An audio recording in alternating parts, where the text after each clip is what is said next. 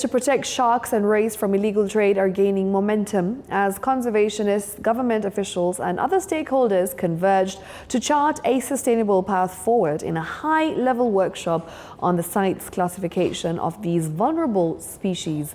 As Quinto Wafula reports, this two-day workshop sought to find lasting solutions to the threats that these critical marine species are currently facing. Take a look.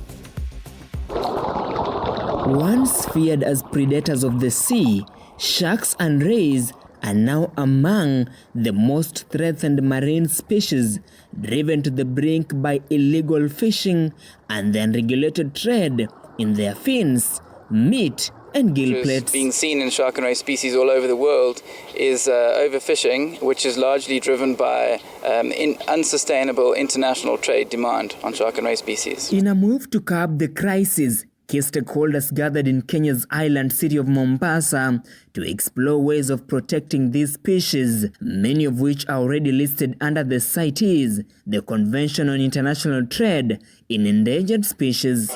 And we are preparing to look at ways where any trade in these two species is sustainable and do not contribute to the decline. The observed decline of the two species. The meeting also served as technical preparation for the CITES COP20 summit set for later this year in Azerbaijan, where species classification could be revised to offer stricter protections.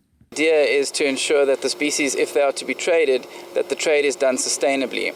So the measures implemented by the convention are such that trade can only be done if it's sustainable, if it's legal, and if it's traceable. The meeting emphasized awareness, data collection, and the enforcement of the international trade regulations, while also calling for greater regional cooperation among the East Africa's coastal states. We have been doing a lot of education and awareness programs, especially with Wildlife Conservation Society, who's making a lot of trips to the Seychelles. I think so far they've made 3 trips to inform us and educate us about sharks and rays.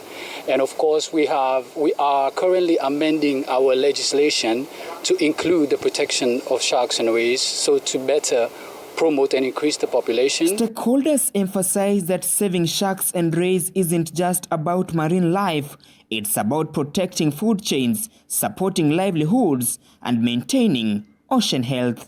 Ecologically significant and economically significant, supporting a lot of life in the oceans and also community livelihood, and support international trade and countries' bilateral partnerships. Very important species. Quinto Wafula, TV 47.